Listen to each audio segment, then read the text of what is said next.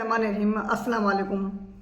बैतुल खिला toilet bathroom का दरवाज़ा खुला छोड़ने के नुकसानात आपके साथ शेयर करूंगी। ये मालूमात आपकी और आपकी फैमिली की सलामती के मुताल्लिक है और आपके जिस्म से ख़त्म हो जाएगा, आपके शैतान कमज़ोर पड़ जाएंगे।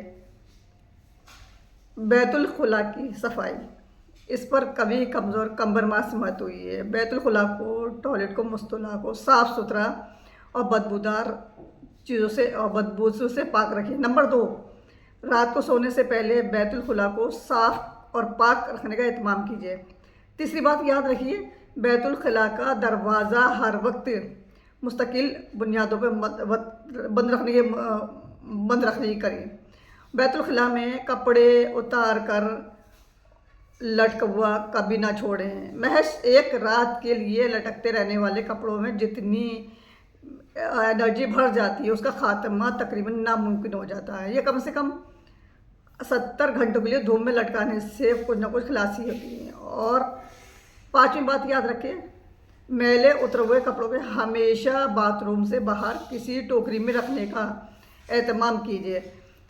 नंबर 6, बैतुल खिला में कभी भी जो परफ्यूम होते हैं, इतर होते हैं, ये ना रखिए और ना इसमें खुशबू वगैरह का इस्तेमाल कीजिए। नंबर 7, बैतुल खिला में जाकर रोते हुए हर नौजवान लड़की या लड़के को नसीहत है आज तक की बीवी किसी हाल में बैतुल खिला में खड़े होकर ऐसी हरकत मत करना। बैतुल खिला में जाकर रोना आपकी तरफ से शैतान को खुली इन्विटेशन है। आपके वर्डों में अंदर दाखिल हो जाएंगे, आपके जिस्म को कपड़ों में ले लें। इसके अलावा भी ये ऐसे करने से रिस्क या शादी देर होती चली जाती है, ज़िंदगी मुश्किलात बढ़ जाती है और गुनाह सवाब गम और ज़िंदगी का एहसास होता है, मिर्गी तक भी हो सकती है, याद रखिए। नंबर 8, हर तीसरे दिन अपने घर के दरवाजे खिड़कियां खोलिए और घर में सूरह बकरा की तिलावत यानी कि रिकॉर्डिंग चलाइए। आप जाकर खुद अपने घर के अंदर बेहतरीन महसूस होगी। घर से शैतान और जरासीम के भगाने के लिए आपको नबी करीम सल्लल्लाहु अलैहि वसल्लम ने उनके मुताबिक कलौंजी की धुनी दीजिए। नंबर 9, घर में कलौंजी की धुन उस वक्त बिजली कड़के उस वक्त घर की खिड़कियाँ बंद हैं। बहुत ज़्यादा घर के शीशे में मत लगवाइए और दरवाजे के आसपास लगवा दीजिए। नंबर 10, घर में ऐसी जगह ना बैठे जहां अभी कोई फ्रेश उठ के गया हो। नंबर 11, जागने पर लंबी सांसें लीजिए और उठते वक्त बिस्मिल्लाह पढ़िए। नंबर 12, रात को सोने मुस्तकिल मुकर्रर कर लीजिए और सूरह मुल्क की तिलावत कभी तर्क ना कीजिए। और मुबारक हो उनको जिन्होंने सूरज की समय से पढ़ने की आदत है, उनके अज़ाब कब्र से निजात है। और अतल कुर्सी की तिलावत ज़रूर पढ़िए और आप जन्नत के दरमियान में मौज खाइल होना बाकी रह जाएगा। जिन्होंने आपके प्यार है उन्हें मैसेज ज़रूर शेयर कीजिए। हो सकता है आपकी एक मैसेज से शेयर करने से किसी की ज़िंदगी और दिल बदल दे और उसे बाथरूम के मुतालिक जो नुकसानात है उसका ये पता चल जाए। क्योंकि आप घरों में अटैच बाथरूम सारे दिन खुले रहते हैं, कपड़े लटकते रहते हैं और हम लोग बाथरूम में परफ्यूम का इस्तेमाल करते हैं। ये सारी चीज़ें आप इसलिए बताइए आपके फॉर्मेशन में इजाफा हो जाए। अपना बहुत ख्याल रखिए और अस्सलाम वालेकुम। ज़िंदगी में कोशिश कीजिए इन 12 किस्म के लोगों से हमेशा बच के रहना, बहुत नुकसान पहुंचाएंगे। 12 लोग कौन से हैं ये सुनिए और ज़रूर देखिएगा, बहुत कुछ सीखने का मौका मिलेगा। पहले किस्म के लोग हैं वो तनकीदी लोग। पहले लोग हैं जो अवॉइड करना चाहें वो तनकीद करने वाले। ऐसे लोगों का एक ही शौक़ और ज़िंदगी में रिस्पॉन्सिबिलिटी होती है, तनकीद करने वाले। ऐसे लोग करने वाले आइडियाज़ को, अपने मंसूबों को कभी डिस्कस नहीं करना चाहिए। यह आपका गला घोट देंगे, आपको सांस नहीं लेने देंगे, आपके आइडियाज़ को वहीं जिंदा दफन कर देंगे। दूसरे किस्म के लोग हाथ दीन के होती हैं। ये लोग आपसे हसद करने वाले लोग होते हैं या आपकी कामयाबी पर कभी खुश नहीं होते हैं। ज़ाहिरी तौर पर ये खुश दिखाई देंगे लेकिन अंदर से वो बहुत किना रखते हैं, आपसे जलते हैं। उनको जब भी कभी मौका मिलेगा ये आपका नुकसान ज़रूर करेंगे। ऐसे लोगों से हमेशा बच के रहें। तीसरे लोग जो सुस्त किस्म के लोग होते हैं, जो इनको हम सुस्त बोलते हैं, ये खुद भी कुछ नहीं करते हैं और आपको भी कुछ नहीं करने देते हैं। ये 5 लोग जिनके बंदे अपने साथ जिनका वक्त गुजारते हैं अब वैसा बन जाते हैं। आप सुस्त और बेकार लोगों के साथ टाइम गुजारेंगे तो क्या होगा, आपको भी अपना वक्त बर्बाद करने के लिए आदत पड़ जाएगी। हमेशा याद रखिए, जिसने कहीं भी नहीं जाना वो आपको कहीं भी नहीं जाने देता। जिसकी नज़र में अपनी टाइम की कोई वैल्यू नहीं है, कीमत नहीं होती, वो आपके वक़्त को बर्बाद करके रख देता है। उसके बाद लोग आते हैं वसूल लगे बद खिलाफी लोग, चौथे किस्म के वकीले बज़बान बद अखलाक यूजिक और टेंटिमिट, जल्दी बात बात पर गुस्सा लोग करने वाले, लूज करने वाले, टेम्परमेंटर, गाली और गलोच करने वाले लोग, गुस्सा जल की नाक पर धरा रहता है, जिनके मुंह से हर वक्त गाली निकलती है, ऐसे लोगों को अवॉइड करना चाहिए। बदतमीज़ और बद अखलाक और हमेशा अवॉइड करना चाहिए। इसका मुकाबला ना करें, उसको हमेशा सलाम अलैकुम बस सलाम अलैकुम कहें और वो करें। और फिर एक खून चूसने वाले लोग, जो खून चूसने वाले लोग, असली खून की बात नहीं कर रही हूँ मैं, आपकी एनर्जी और आपकी दवाएँ हैं और ये आप शक करते हैं, आपके सलाहियतों को ये लोग चूस लेते हैं। यानी कि मतलब आपकी ये खुद फ़ायदा उठा रहे होते हैं, आपसे अपना काम करवा रहे होते हैं। ये तो फैली जो होती है ना, अपने ये जो होते हैं आपके पैसों पर पलते हैं और अय्याशियाँ करते हैं और ये खुद से कुछ भी नहीं करते हैं, इनसे बचना है। उसके बाद है मतलबी लोग, जिनसे आप बचना है। ये वो लोग हैं जो कभी आपको फ़ोन करेंगे जब आपसे उनको बहुत ज़रूरी काम होगा, और जब उनका काम ख़त्म हो जाएगा, उनकी ज़रूरत पूरी हो जाएगी, फिर से राह दे जाएंगे। आपको बिल्कुल भी आपको इनके इंटरेस्ट बिल्कुल नहीं लेना, वो आपसे सिर्फ अपने काम की वजह से जुड़े हुए होते हैं। इसके बाद मज़लूम लोग, सातवें किस्म के लोग हैं मज़लूम लोग हैं, विक्टिम्स। इनकी तादाद हमारे माशरे में बहुत ज़्यादा है। ये ऐसे लोग हैं जिनके साथ पहले ही जुल्म हो चुका है, ज़्यादती हो चुकी है। ये अब उनका क्या होगा, ये आदत उनकी बन चुकी है। ये वो दूसरों को इल्ज़ाम देते रहते हैं, अपनी हर कमी कमज़ोरी का इल्ज़ाम दूसरों के साथ डाल देते हैं। एक बंदा है, उसकी गाड़ी का इंजन कमज़ोर है, पुराना है, अब वो रास्ते में ख़राब हो गई है तो उसका इल्ज़ाम किस पे लगाया, मकैनिक पे लगाएगा ना, उसने सही तरीके से ठीक नहीं किया और सगर पर लगाए रखेगा। और उसके बाद वो ये कहेगा हमारे तो रोज़ ही ख़राब है, दूसरों पर इल्ज़ाम देगा। चल के गाड़ी ख़राब हो गई, उसकी अपनी ख़राब है, जिसकी अपनी गाड़ी ख़राब है वो तो कि बेहतरीन सड़क पर बीच नहीं कर पाएगा। और गुनहगार लोग, बदनाम लोग, इनसे ज़रूर बचना चाहिए। अब गुनहगारों की भी 2 टाइप्स होती है। गुनहगारों की 2 टाइप्स होती है। एक वो होती है जिनके गुनाहों पर अल्लाह पर्दा डाल देता है, उनके गुनाह छुपे रहते हैं। दूसरे होती है बदनाम मशहूर गुनहगार लोग, उनका साथ आपको बदनामी के अलावा कुछ भी नहीं मिलेगा। उसके बाद आता है गिला शिकवा करने वाले लोग, जो नमी टाइप के, वो है कंप्लेनर्स। या आपको हर वक्त गिला शिकवा करेंगे, नज़र आएंगे, निज़ाम के सिस्टम की ख़राबी का रोना रोते हुए नज़र आएंगे। जब आप ब्लेम करते हैं तो उस वक्त आप खुद को खुद करने के रिस्पॉन्सिबिलिटी के इल्ज़ाम दूसरों पर सर पर डाल देते हैं और फायक हो जाते हैं। ऐसे अपने लोग ज़िंदगी में अपने लोग कुछ नहीं कर पाते और जो जब जहाँ पर हैं वहीं रहते हैं। खुदारा उनसे बचे हैं।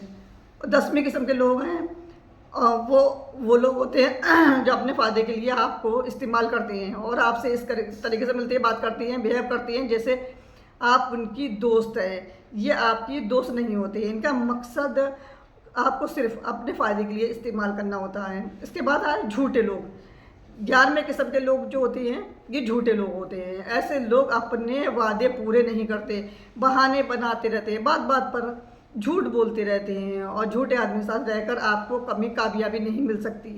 तो बस आपको झूठ बोलने की आदत सिखाएंगे और उसके बाद कुछ नहीं सिखाएंगे। उसके बाद जो 12वें किस्म के लोग जो हैं ये खुद पसंद लोग होते हैं। 12वें किस्म के लोग होते हैं जो खुद पसंद होते हैं। ये अपने ही तारीफ़ें करते रहते हैं और अपने कारनामे गिनवाते रहते हैं, अपने तारीफ में हमेशा लगे रहते हैं। ये याद रखिए, लोग अपनी ज़ात से बाहर नहीं निकलते। ये हकीकी के तौर पर कामयाब शख्स कभी अपने कारनामे नहीं गिनवाएगा, कभी शेखिया नहीं मारेगा, वो कभी अपने आप को 30 मार खान नहीं समझेगा। वो शेखिया मारना तकव्वुर की अलामत होता है और वो कामयाब लोग तकव्वुर नहीं करते। तो तकव्वुर करते हैं वो कभी कामयाब नहीं होते। इन 12 लोगों से आपको अपनी ज़िंदगी में दूर रहना है, वरना ये प्रसाद की तरह आपके साथ चिपक गए, आपको कहीं भी नहीं जाने देंगे, आप वहीं पर ही रह जाएंगे। इस वीडियो के बारे में आपका क्या ख्याल है, आप बताइए और ज़रूर शेयर कीजिए। अस्सलाम वालेकुम। एक शख्स ने बहुत शौक से एक मुर्गा पाला हुआ था। वो मुर्गे की रोज़ बादाम बुनियाद पे बादाम और गिर खिलाता था। मुर्गा जो था अपने कद और रोब पर हुस्न से लोगों की तवज्जो अपनी तरफ वजह करता था, मगर एक प्रॉब्लम थी। मुर्गा अपनी फितरत के मुताबिक सुबह सवेरे 5 बजे जाग जाता और यानी कि अजान दे देता। मुर्गे का मालिक मुर्गे से बहुत मोहब्बत करता था, लेकिन उसे अपनी नींद बहुत ज़्यादा प्यारी थी। वो बहुत ज़िद्दी था। एक बार उसे मालिक ने दिल में फेंक दिया, इस मुर्गे को ज़िबा करके मैं अपनी नींद बचा सकता हूँ, कम से कम नींद का मसला तो सॉल्व हो जाएगा। अब मालिक ने पता क्या किया, अब मालिक ने मुर्गे को ज़िबा करने का बहाना सोचा है। किसी ना किसी तरीके से मुर्गे को ज़िबा कर दिया जाए, जान भी छूट जाएगी और कोई अटैक भी नहीं होगा, बाद में अफसोस ना हो। मालिक ने मुर्गे से कहा, तुम वैसे वो अजान नहीं, मैं वरना आप अजान मत दिए, नहीं तो मैं ज़िबा कर दूंगा। मुर्गा ये सुनकर परेशान हुआ, जान परवानी क्या करे, बात तो माननी पड़ेगी। बहरहाल मुर्गे, सर आपका हुक्म सर आप पर, ठीक कह रहे हैं, जो आपकी मर्ज़ी। सुबह यूं ही मुर्गे की अजान का वक़्त हुआ तो मालिक ने देखा मुर्गे ने अजान क्यों नहीं दी, लेकिन हस्ब आदत अपने परों को ज़ोर ज़ोर से फड़फड़ाया। मालिक ने अगला ऑर्डर पास कर दिया कि कल से तुमने पर भी नहीं फड़फड़ाने, वरना ज़िबा कर दूंगा। अगले दिन पता क्या हुआ, सुबह अजान दी। अस्सलाम वालेकुम। मेरा आपसे एक सवाल है, आपने अक्सर सुना होगा कि कमरों से जाले उतार, ये नहुसत की अलामत है। जाले वैसे भी रोज़ सफाई में उतारे जाते हैं, लेकिन उनको बुरा कुछ समझा जाता है। आज की इस वीडियो में हम इसी पे बात करेंगे। और ख़ुसूसी सवाल, मकड़ी बच्चे पैदा करने के बाद बच्चों के बाप को क्यों कत्ल करती हैं? तहकीक के मुताबिक मादा मकड़ी बच्चे देने के बाद नर मकड़ी यानी कि अपने बच्चों के बाप को कत्ल करके घर से बाहर फेंक देती है। जब औलाद बड़ी हो जाती है तो फिर वो क्या करती है, अपनी माँ को कत्ल करके बाहर फेंक देती है। कितना अजीब और गरीब, यकीनन ये बेहतरीन घराना है। कुरान मजीद की एक सूरह है अल-अबूद। अल-अबूद को उर्दू में मकड़ी कहा गया है। कुरान मजीद में अल्लाह रब्बुल इज़्ज़त ने फरमाया कि सबसे कमज़ोर घर मकड़ी का है। कुरान पाक का मौज़ा देखिए, एक जुमले में इस घराने की, कमज़ोर घराने की पूरी डेफिनेशन बयान कर दी है। बेशक घरों में से सबसे कमज़ोर घर अनकबूत यानी कि मकड़ी का है। ये इंसान इल्म रखता है, इंसान मकड़ी के घर की ज़ाहरी कमज़ोरी के जानते थे, लेकिन इसके घर की मानवी कमज़ोरी यानी कि दुश्मनी और खाना जंगी से बेखबर थे। अब जदीद साइंस की वजह से इस कमज़ोरी से वाकिफ़ है। इसलिए अल्लाह ताला ने फरमाया ये इल्म रखते हैं, यानी कि मकड़ी के घरेलू कमज़ोरी दुश्मनियों से वाकिफ़ है। अल्लाह ताला ने इस पूरी सूरत का नाम इस बुरी खसलत वाले कीड़े के नाम पर रखा है। हालांकि एक इस सूरह के शुरू से लेकर आखिर तक गुफ्तगू जो है ना फितनों के बारे में है। सूरत इब्तिदा को ये है कि ये कुल्लियों ख्याल करते हैं इस बात पर भी छूट जाएंगे जो उन्होंने कहा है हम ईमान लाएंगे, आजमाया नहीं जाएगा। और मकड़ी के घर की कमज़ोरी से मुतालिब जो बात कुरान पाक में 1450 साल पहले बताई गई थी, जदीद साइंस आगे से तस्लीम करने पर मजबूर है। कुरान पाक अल्लाह ताला का कलाम है, जिसका एक हर्फ मुकम्मल छुपाए हुए हैं। बस ज़रूरत इस अमर की है, कुरान पाक को पढ़कर समझने की कोशिश करनी चाहिए। और तहकीक के मुताबिक मादा मकड़ी बच्चे देने के बाद नर मकड़ी यानी कि अपने बच्चों के बाप को कत्ल करके घर से बाहर फेंक देती है। जब ये औलाद बड़ी होती है तो अपनी माँ को कत्ल करके घर से बाहर फेंक देती है। और अगर आपके घर में इस वक्त कोई जाला है, नहुसत की अलामत है। इसके पीछे पूरी लॉजिक और पूरा फ़लसफ़ा, फिर हुआ वाक़िया पूरा शेयर किया। उठे और कोई चीज़ पकड़ें और घर के कोनों कोनों में देखिए कहाँ कहाँ जाला है और पूरा जाला उतार दें और इस वीडियो को सबका जारिया समझ कर शेयर करें। कोई भी आपकी वीडियो देखेगा और आपकी निस्बत से, आपकी पेन से, आपकी आईडी से ये वीडियो शेयर हुई है, ज़रूर अमल करेगा। कहीं ना कहीं आपके हिस्से का सवाब ज़रूर मिलेगा। अपने साथी और रिश्तों का ख्याल रखिए। अल्लाह हाफिज़।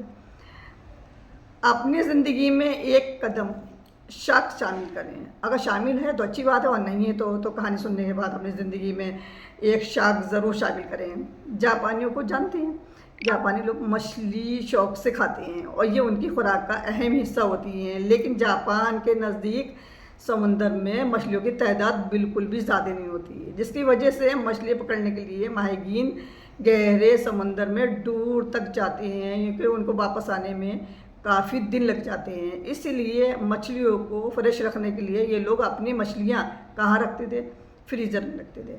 जबकि जापानी लोग सिर्फ़ और सिर्फ ताज़ा मछली को खाना पसंद करते थे और फ्रिज जो मछली का जायका उनको बिल्कुल पसंद नहीं है, जिसकी वजह से मार्केट में फ्रेश मछलियों को कम लगती है और सस्ते दामों में बिक जाती है। मछली का कारोबार करने वाले कभी सूरत हाल इंतहाई तशवीशनाक थी। उनका ये सोल्यूशन निकाला, कश्तियों में बड़े बड़े पानी के टैंकर रखवा दिए और जो मछलियाँ पकड़ी जाती वो उनको टैंकरों में डाल देते और उन्हें पानी का इंतज़ाम भी कर रखा था ताकि मछलियाँ ज़िंदा रहें।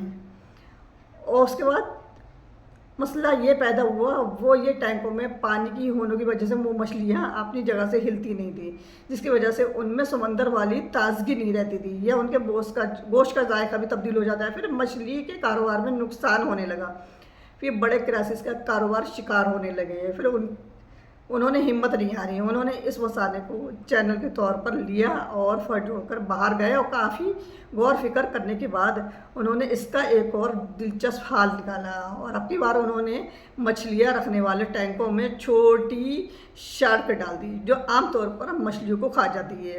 हुआ क्या, शार्क के आने से मछलियों को अपनी जान की फिक्र होने लगी और जान बचाने के लिए पानी की टैंकों में हरकत करने लगी और शार्क के खौफ से उन्हें मोटिवेट रखा, जगाए रखा, बेदार रखा और समंदर के पानी की यहाँ पर भी मुसलसल हरकत करती रही, जिनका फ़ायदा ये हुआ कि उनका गोश्त का जायका समंदर वाली मछलियों की तरह फ्रेश नहीं था। उन्हें जब भी मार्केट में लाया जाता तो महंगे दामों में बिकने वाली इस उम्दा एक तरकीब की वजह से आज जापान में मछलियों का कारोबार उनकी मईशत में बहुत इम्पोर्टेंट रूप लेता है। ये कहानी आपको समझाने का मकसद एक ही है कि इंसान को आगे बढ़ने के लिए हिम्मत के साथ चैलेंज का सामना करने की ज़रूरत होती है। किसी भी कामयाब शख्स की ज़िंदगी एनर्जी पता ही चलता उसने ज़िंदगी में आने वाले चैलेंज से खौफज़दा होने के बजाय भरपूर हौसले से इसका मुकाबला किया, तब कामयाबी हासिल होती है। जबकि चीज़ें आसान होती हैं मेरे दोस्त, इंसान तरक्की नहीं कर सकता। इंसान की तरक्की तब शुरू होती है जब उसे चैलेंज उसका सामना करना पड़ता है।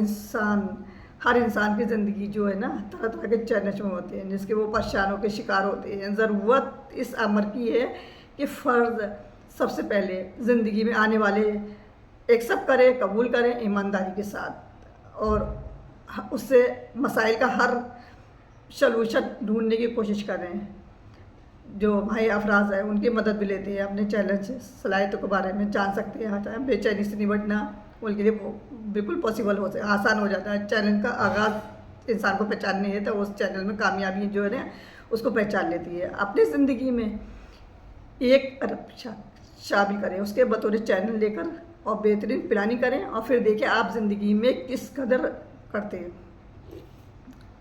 अल्लाह हाफिज़। बिस्मिल्लाहिर्रहमानिर्रहीम। अस्सलाम वालेकुम।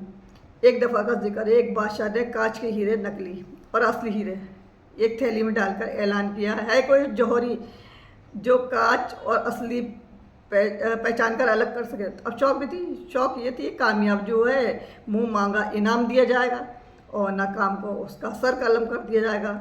अच्छा दर्जन बड़े जो जौहरी थे, जौहरी अपना सर कलम करवा बैठे, क्योंकि कांच की नकली हीरो को उस मखारत से तराशा गया था, असली हीरो को गुमान हो जाता। और ढंढोरा सुनकर एक अंधा शाही महल में हाजिर हुआ और सलाम के बाद बोला, मैं वो हीरे कांच, नकली, असली दोनों को अलग अलग कर सकता हूँ। उसका कमसम उड़ाया, नाकामी सूरत के चक्कर में सर कलम करनी शर्त भी बताई।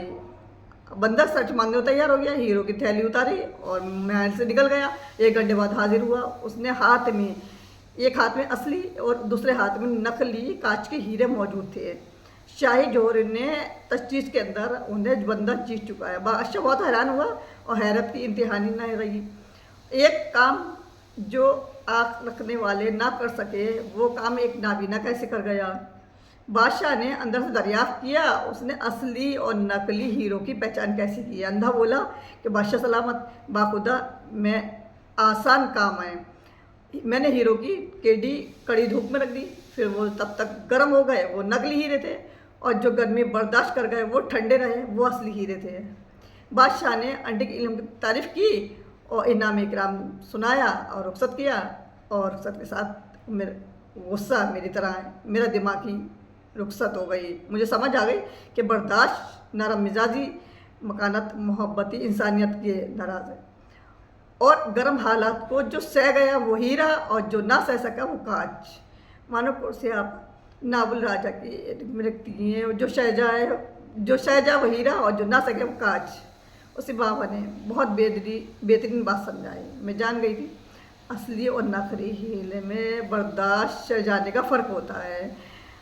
इंसान कब तक बर्दाश्त करे, कब तक लोगों के ताने सहे, कब तक अपने गुस्से को पिए, आखिर बर्दाश्त की भी कोई हद होती है।